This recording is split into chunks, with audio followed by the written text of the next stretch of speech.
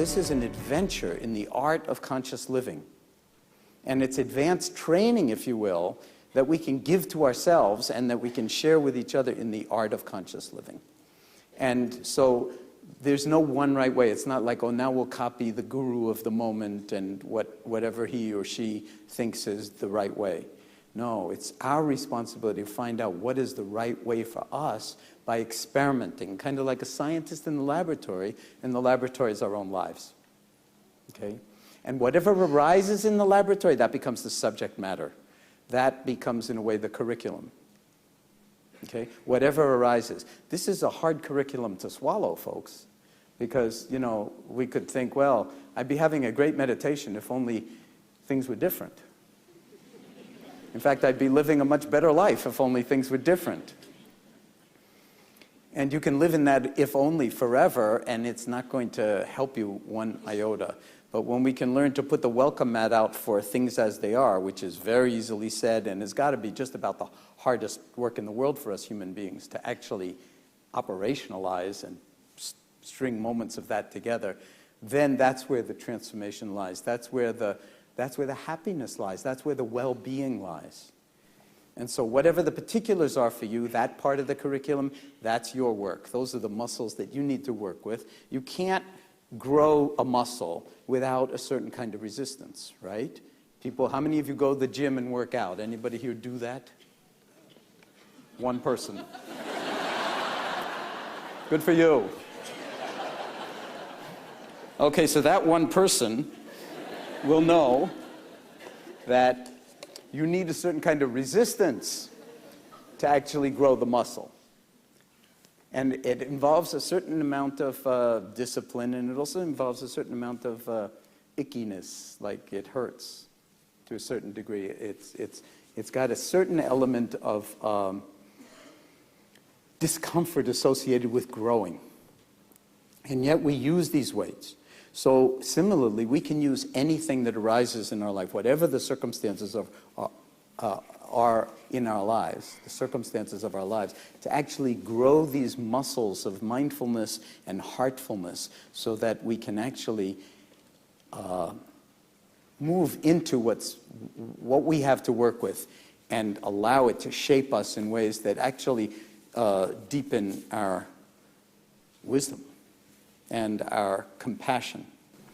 My working definition of mindfulness is the awareness that arises through paying attention on purpose in the present moment, non-judgmentally.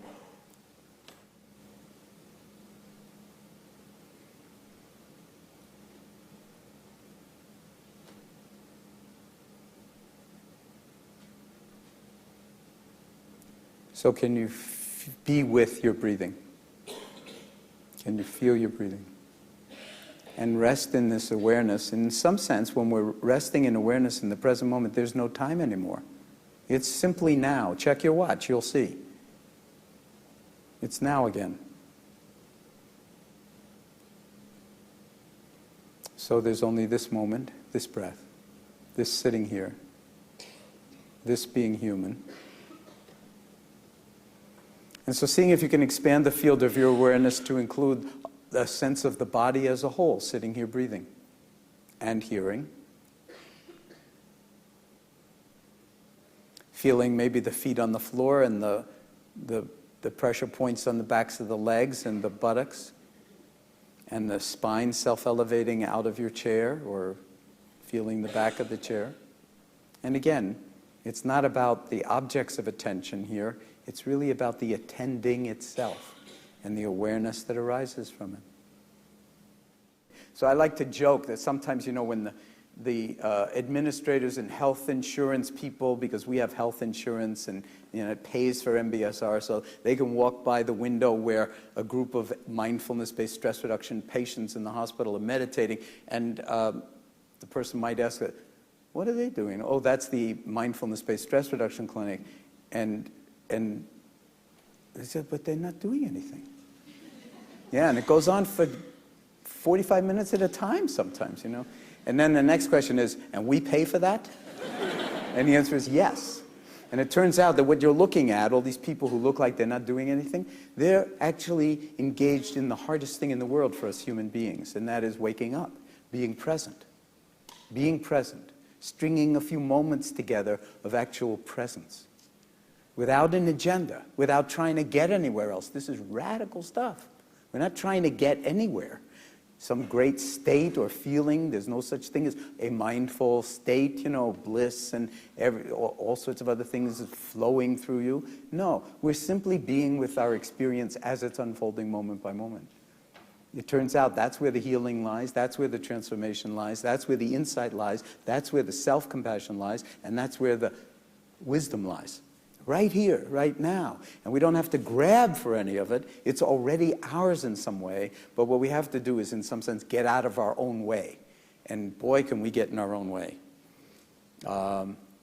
Just how much we drive ourselves crazy with our thought processes, our thinking, is like an enormous impediment to simply being. So I've come to see it over the years, just to say, not so much as a discipline, but as a radical act of love. And sanity, just to stop and sort of tune the instrument at the beginning of the day or whenever you manage to find, or you're not going to find, make the time to actually do such a weird thing as carve out time for being rather than doing. I mean, who's got any time for being? I mean, the to-do lists are endless, are they not? But to do that is actually a radical act of sanity and of love and of self-compassion. Take 30 seconds by the clock, or 5 seconds if that's all you have, but drop right in and notice the commentator. It'll be there whether you like it or not. But, you know, it's like on the television, you can always turn the sound down and watch the game and actually see the game much more clearly without all the yakking that goes on sometimes. Well, it's the same with the, you know, you can actually turn the sound down. And the way you do that is become transparent to your own thoughts. They come, they go. When you see them as weather patterns, it's no problem. And then this becomes actually an act of self-compassion, an act of love. And, you know, all great orchestras, the London Philharmonic Orchestra, greatest musicians in the world, greatest instruments in the world, playing the greatest music in the world. When they get into the concert hall, what do they do first? They spend about an hour tuning to themselves and then to each other. That's what this is. This is a kind of tuning. Our instrument of learning, of growing, of healing and transformation. And the way we do it is not by trying to get someplace and experience a special state, but by recognizing that everything that is unfolding moment by moment, it don't get any more special than this. And it never will. If you think another 10 years of this is going to improve you, there's no improving on it. You're perfect already. When was the last time you thanked your liver for what it's doing right now? And if you think, you know, and to say nothing of your heart or your feet that got you in here if you were able to walk, I mean, these are like one miraculous thing after another. We all take it for granted until something doesn't work one day. And then we think of ourselves as a car and we need to go someplace to the mechanic and get it repaired. But what about taking care of it in the first place? What about even knowing what it is, this whole being that we are? Do you know what I'm talking about? Is this making any sense to you? This is what the muscle is, actually. It's not to get better. It's to realize you can't get any better. You're perfect. And then the little lawyer inside your head, you know, the sort of judge advocate is going to say, yeah, he doesn't know who I am because I hear all these like ways in which I'm not perfect, I'm a horrible person, I'm to this, I'm to that, and everything else. And I'm talking about perfection, that you're so perfect that you're perfect with your imperfections. Put that in your pipe and smoke it. And I'm not kidding. I mean, it's a radical notion that you actually are fine the way you are. And if there's pain associated with it, whether it's emotional or in the body or whatever, or you're dealing with some kind of disease or other, that's part of the curriculum of this moment. Yes, we can feel victimized. Yes, we can do everything sensible to try to, you know, get help and be cured or whatever it is. But there are many, many things that we're going to have to learn to live with. As often physicians will tell us after we, you know, go to them for help, because there are very real limits of medicine and psychiatry. But the book has not been written about what the limits are of our being human. What the science is showing us is that when we meditate, or run, or pay attention to our diet, or really honor our relationships and the intimacy, the potential for intimacy with others, of deep connection, of compassion, you know what? It's changing our brains.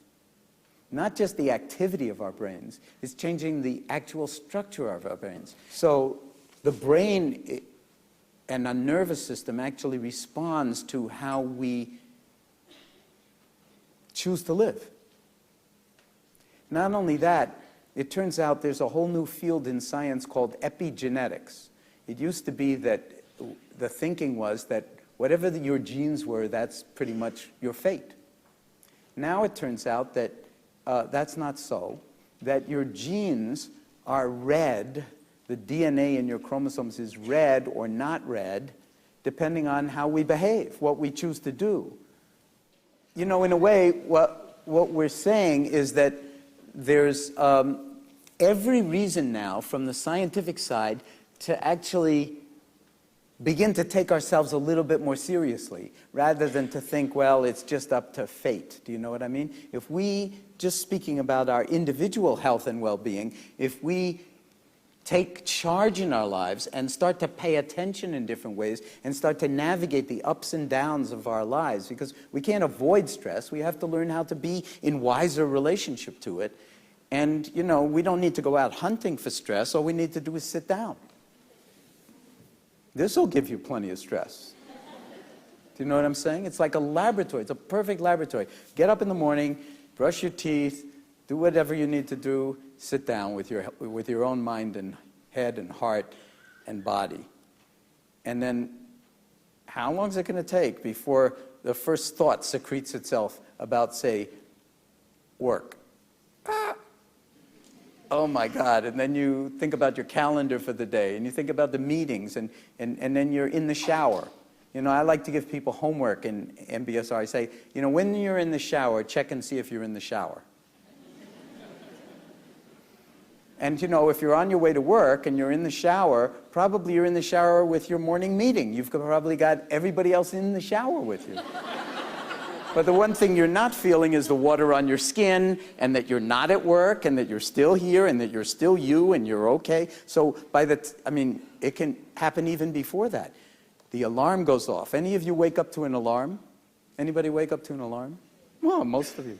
Okay, so the alarm goes off in the morning, and you are in anxiety mode before your feet hit the floor. Oh my God, I'm late. Or whatever, or some thought secretes itself about some big meeting where a lot hangs in the balance and like that. Okay, so we can self-regulate. And the way we do it is we just laugh at it. We just see it like a weather pattern in the mind, and we don't have to take it personally. We say to our patients who come with every conceivable medical diagnosis that you would not want to have to the stress reduction clinic, and we say to them, from our perspective, as long as you're breathing, there's more right with you than wrong with you, no matter what's wrong with you. Well, they've never heard that before. Never. Can you feel like what a wonderful invitation that is? That whatever you've got, it's workable if you're willing to do a certain kind of work. So if we're talking about action for happiness, happiness and sorrow, really important to know the entire landscape, because it's not like we have to get rid of the sorrow to be happy. We have to understand the sorrow and be shaped by it, the full catastrophe, so to speak, of the human condition. And then the happiness and the sadness, or the sorrow, or the depression, or the fear, or the anxiety, or the pain, they are intimately related.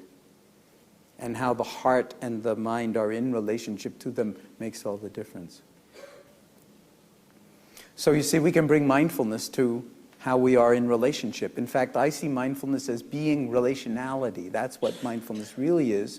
It's how we are in wise relationship to the inner and the outer, our own thoughts and emotions and experience, and happiness and sadness, and then the happiness and sadness and everything in the world. And that we, in some sense, when we're willing to be grounded in this kind of a way, we are already an element of sanity and love and clarity and wisdom in this world, and that's contagious. It actually influences how we are in the family, how we are at work, how we are in the world, what we care about, what we will give time to, and what we will open our hearts to. This is a short poem, and it's called Love After Love. Anybody know it? A few people. Okay. So the time will come when with elation you will greet yourself arriving at your own door. The time will come when with elation you'll greet yourself arriving at your own door, in your own mirror, and each will smile at the other's welcome and say, sit here, eat. You will love again the stranger who was yourself.